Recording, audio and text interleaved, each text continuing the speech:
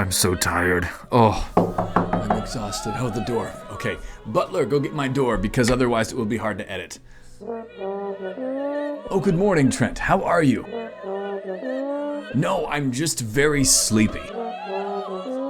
No, I spent all weekend playing the New World update and I'm honestly exhausted. I stayed up all night, every night this weekend. I don't know if I can do the news. I don't know if I can do the news this weekend, Trent. Oh no, you're right. Yes, I should take the special pills. Yes, they do tend to help me wake up. Okay, let me grab some. Okay, yes, Trent, I'm ready to go. Let's do this. Okay, boss, let's go to the studio. Did you just speak? Yes, Bright Life, I am quite the boss, always have been. What kind of pills are these? No, you haven't always had a voice. Sir, are you sure that you took the right pills this morning? You've always been a trumpet sound or a gibberish mouse in the previous episode. You have a voice? Only the voice of the oppressed lower class. Do not use that voice to ask for pay. Let's go to the news studio.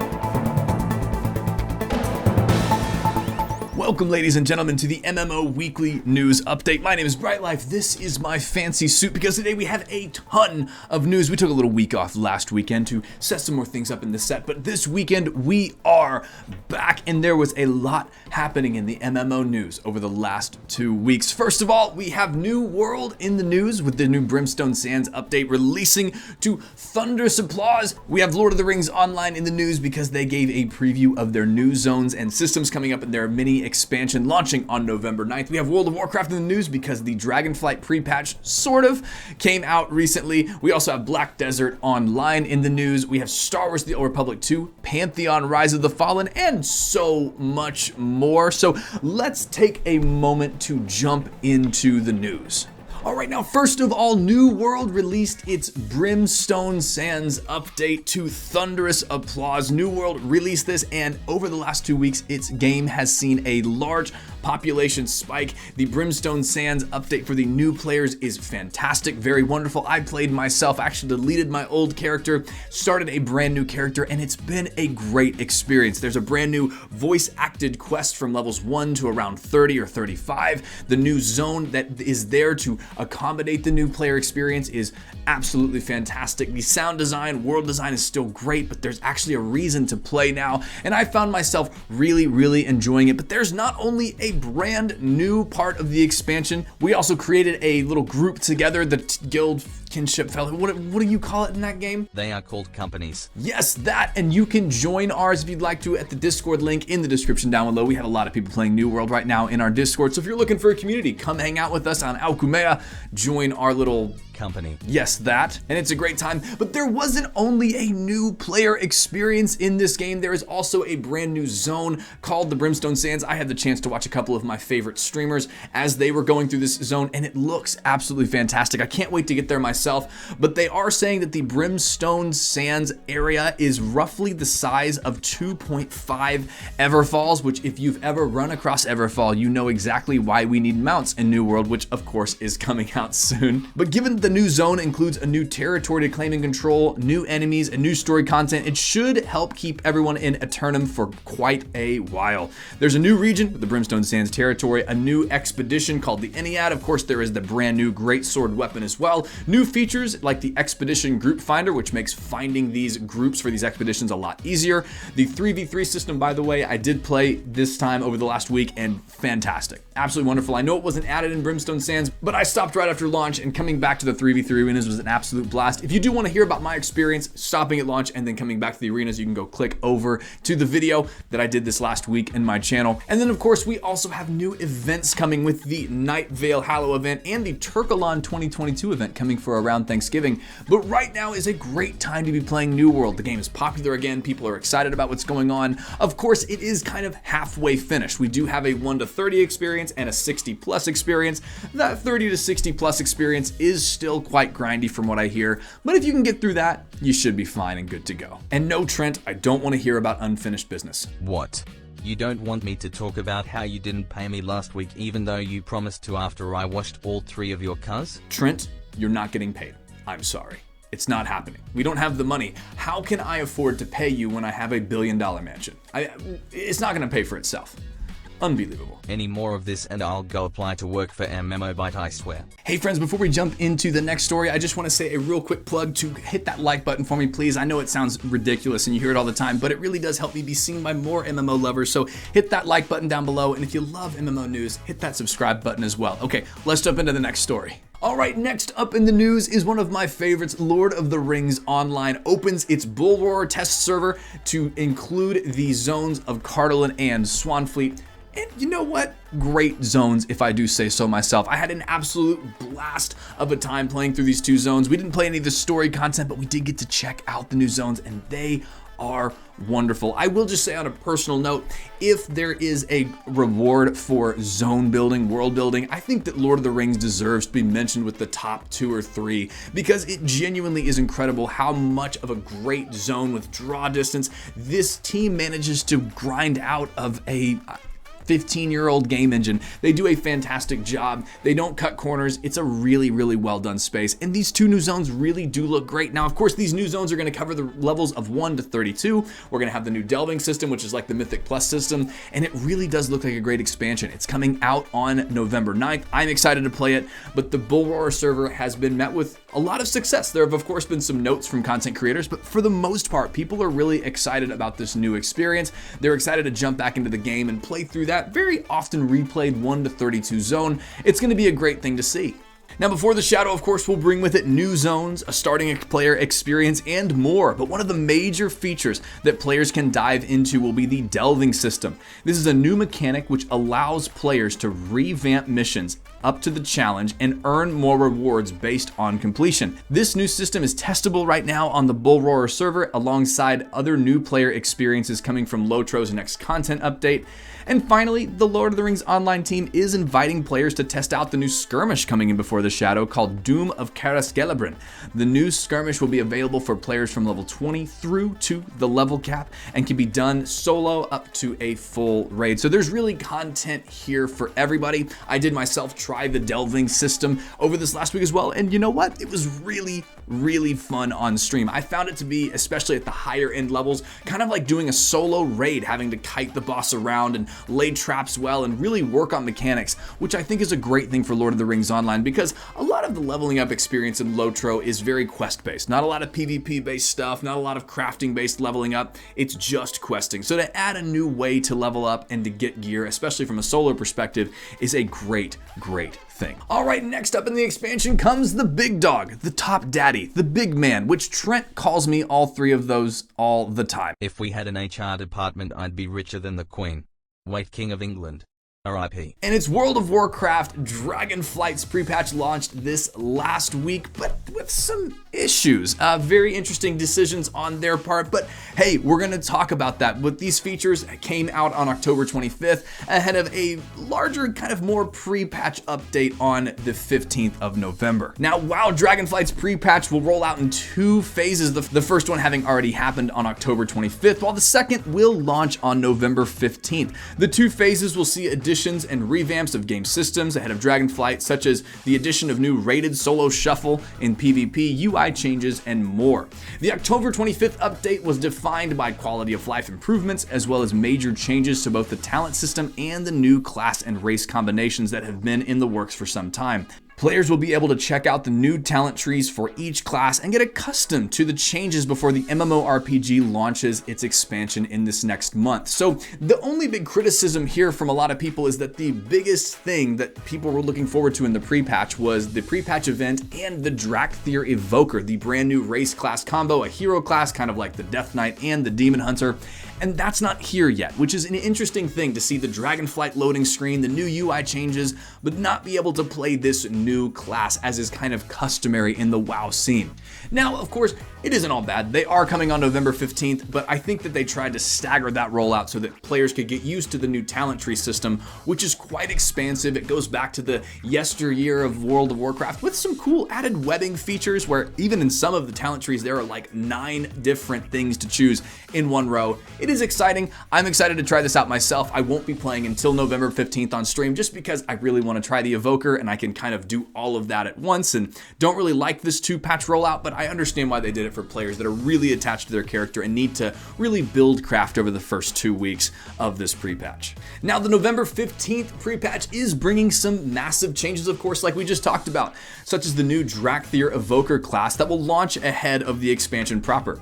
With the launch of WoW's latest hero class, the new zone, the Forbidden Reach, is also being added to the MMORPG ahead of November 28th, which is the date of release, giving players the chance to get their Evokers up to speed before the expansion drops. November 15th will also see World of Warcraft add a new dungeon, Uldaman, the Legacy of Tyr, as well as new in-game events that will lead into Dragonflight's full launch later on in the month. Now again, very interesting choice to kind of break these things up to have a 2-phase rollout for this pre-patch phase. I think this is the first time I've seen this done, but I could be wrong. But what do you think about it? Let me know in the comments below. Will you be playing WoW Dragonflight? Do the classes look interesting to you? Let me know in the comments down below. All right, number 4 is a favorite of mine, my real couch game, the thing that I love to do while I play on the couch. I'm calling the police. Ew, Trent, get your mind out of the gutter. No, I'm talking about Albion Online, the fantastic crafting-based open-world PvP game that can be played on your phone and is not like a garbage mobile game with pay-to-win systems. It's really exciting. Albion Online is coming out with an update that brings hideouts and all sorts of different other mechanics, and it's really exciting because I really love this game. I think it's a great one to play in your free time. If you're ever looking for a mobile game to download and you don't want to go the old school RuneScape route, I would suggest Albion Online. I think it's a fantastic game. It works on your PC, it works on your mobile as well. But let's hear about this new update. The new update is called Beyond the Veil and will bring a host of changes to the roads of Avalon and Albion Online, as Sandbox Interactive details in their update post. First up are changes to hideouts, with them being able to be declared as actual headquarters for your PvP faction. As such, hideouts will require power to be kept up with power cores able to be found within the roads of Avalon. Hideout construction can also be accelerated in the coming update. New open world treasures are also coming in the Beyond the Veil update, and monsters in Albion Online's roads content will upgrade over time now. Sandbox Interactive is also trying to make large grouping more rewarding for Albion players by making monsters stronger, as well as turning the regions in between hideouts into areas that will contain high value content for large groups. Albion Online's devs hope that these changes will make the roads of Avalon an era that will entice smaller groups and independent guilds to explore and play within moving forward. So I love big, large open world content. Some of my greatest memories in the MMO space are me hanging out with a couple of my buddies while we ran with a massive Zerg through Guild Wars 2 with some of their large open world events. And the fact that that kind of a thing is coming to mobile makes me really excited. And of course, these updates are free for Albion because that's ridiculous. So hey, way to go Albion Online. I am looking forward to playing this update. Next up comes news from Black Desert Online, who is adding Abyss 1 the Magnus, an alternate realm with new content and challenges. The post reads this: the Magnus is here and there are rifts in the world revealing its mysterious presence. Inside Abyss 1, there are some oddities to investigate, including some new storylines and challenges. There will be new rewards unique to the Magnus, as well as some changes and expansions that all can benefit from.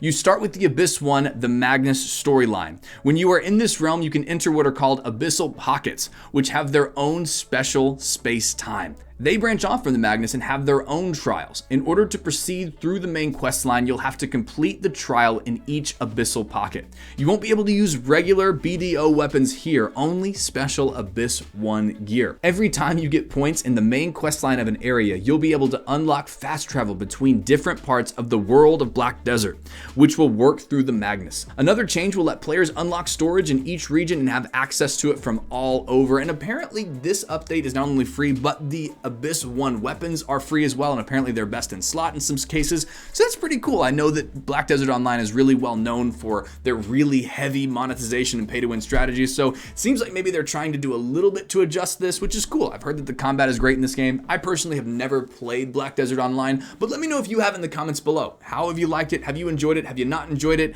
I know a lot of people say they love it for a little while, and then the monetization gets a little bit too scummy for them, so definitely let me know in the comments down below. Oh, Trent, you love BDO. Oh, absolutely.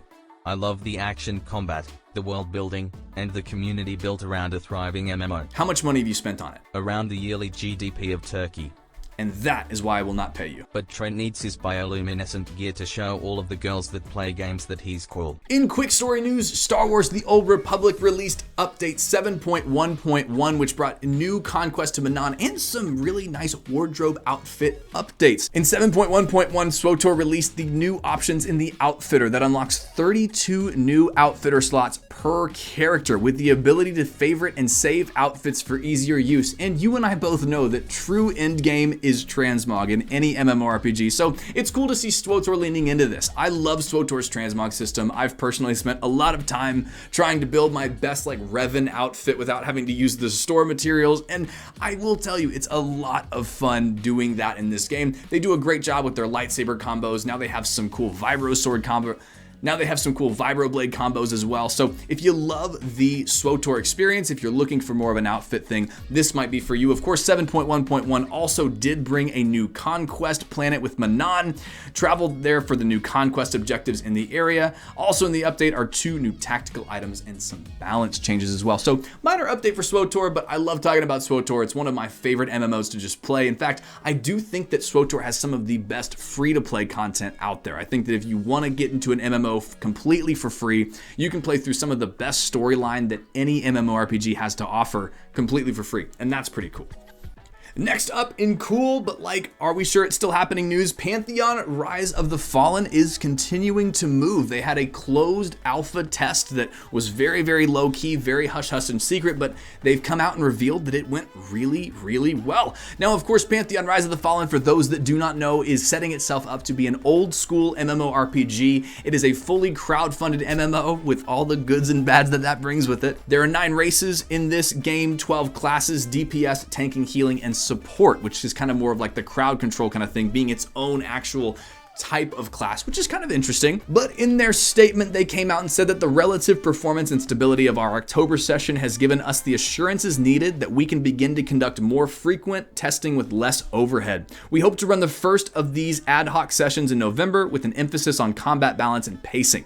Now, they have been doing some live streams. People are getting very excited about Pantheon, but Pantheon and Ashes of Creation are kind of seen as the yin and yang of the future of MMOs as far as like new AAA titles go. It'll be interesting to see if Pantheon comes out. A lot of people don't believe that Pantheon's ever going to release, while Ashes of Creation is kind of seen as the golden boy of the MMO scene. And so it's going to be interesting to see how these things work. I know that Pantheon has been in development for around 8 years. I know that Ashes probably has a lot longer to go, but it's going to be interesting to see if Pantheon will decide to speed up its development because of the excitement around Ashes of Creation. Can they jump onto a little bit more of that hype train? Maybe, maybe not. We'll just have to see, but I'll definitely keep you posted as I learn more about Pantheon. I always love seeing a new AAA MMO come out. I do love old school MMORPGs, and both of these are kind of trying to fit within that space, so we'll definitely have to let you know as we go forward. Our next story is a really, really cool one. I really enjoyed this story just because it's a little bit more narrative driven, but it's around the community, which is what MMOs are all about. And it's that old school RuneScape player hits it big with a 16 billion gold bounty. Old school RuneScape's largest bounty ever. And here's how the story goes. A group of old school RuneScape players hit the jackpot as they claimed a 16 billion gold bounty thanks to a PvP kill earlier this month. Now, this kill came on C Engineer, who is a Twitch streamer who streams old school RuneScape. He essentially said, if you can kill me in this space, then I will give you 16 billion gold, because players were crowdfunding this actual bounty, which is kind of a cool idea. While C Engineer's run was initially labeled a hardcore Iron Man, it was downloaded to include just player kills as one of the 2 viable ways to end the run, the other being the collection of an Infernal Cake. C Engineer also never made his online location in the world a secret. He was always challenging players to bring it on. This obviously not only heightened the danger to C Engineer, but also increased the competition between who would-be PKers, as they had to first get through each other before they could actually get to C Engineer. A player called West Ham, however, was able to break through alongside a group of friends to finally get the bounty by killing C Engineer. Tracking Engineer down to a boss fight against Zoldra, West Ham's team was able to surround the exits to the boss chamber, cornering the streamer. Not only did they eventually kill Sea Engineer, but West Ham's group wasn't the only one to do this, and they had to contend with other players eyeing the same prize. After fighting them and cutting off Sea Engineer's escape, West Ham landed the killing blow on the streamer, and as such claimed the 16 billion gold bounty for their old school RuneScape group, which I think is cool. What a great idea, what a great story to tell. Old school RuneScape is still so alive, and it's still so vibrant and full of great players, and I think stuff like this is really, really cool. I wonder if I should put a bounty on my head. Oh god, yes, please do it. Me, pick me, please. God, do anything. No, Trent. In the video game world. My disappointment is immeasurable. Interns. All right, and then in very interesting news, and in very personally interesting news, Jeff Strain, the co-founder of ArenaNet, has actually started a brand new gaming company called Crop Circle Games. Now, ArenaNet, for those of you that don't know, is the producer and the publisher of Guild Wars 2, one of, in my opinion, the best MMORPGs out there. They have created an absolutely fantastic world with all sorts of ways to experience, play, and level up through the world. I personally think their monetization model is one of the best in the entire gaming industry. I just think they do a great job of not being scummy to their players. They just let players play. You only have to buy a box price game. The initial, I think, 60 levels or so is completely free to play. You can just jump on and try it out. And then there's never a subscription model. It's all just cosmetics. They really rely on their world being a place where players want to play. They don't rely on scummy cash grab tactics like other games do. And so the fact that Jeff Strain, the co-founder of this company, is going to start a new gaming company is really exciting for me. I'm excited to see what IP they come out with. And this is going to be called Crop Circle Games, which I love. But here's the official announcement. The new studio is helmed by industry veterans led by Jessica Brunel and is the second studio under the Prytania Media label, started by Strain as well. The new studio, much like the previously announced Possibility Space, is fully remote and boasts industry veteran talent at every level. As such, CCG, as well as Possibility Space, is looking to create groundbreaking new game IP in an environment that fosters the ability for employees to work where they are the happiest. According to Crop Circle Games, the team has a proven track record for building emotionally engaging, narrative-driven sandbox games, though it does stop short of actually confirming that this is what they're really working on.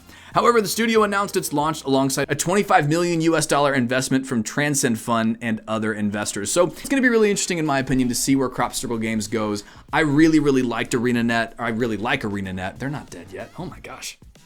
Don't let ArenaNet die, people. I really like ArenaNet. I think they've done a great job, and the fact that he's one of the founding forces behind this makes me go like, when are they going to announce an IP? Because if it's an MMO, I'm going to play it like it's no tomorrow. So I'm really excited for this, but let me know, are you excited for this? Do you like Guild Wars 2? Are you excited for the possibility of new games coming out of that kind of family of game engineers? I'm interested to hear your thoughts below. Well, friends, that about wraps it up for me. Thank you so much for taking some time to make it all the way to the end of this video. It's absolutely wonderful to have you. As always, if you liked the video, please hit that like button. It really does help more MMO lovers see the MMORPG news. If you loved it, please hit that subscribe button below. We do these every single week, and they take a lot of time to produce, so if you like it, please go ahead and hit that subscribe button. It really helps me show that I should do more of this kind of stuff. As always, I want to say a massive thank you to our patrons. Thank you all so very much for helping this channel not only survive, but thrive. You make doing this video creation thing so much more worth it.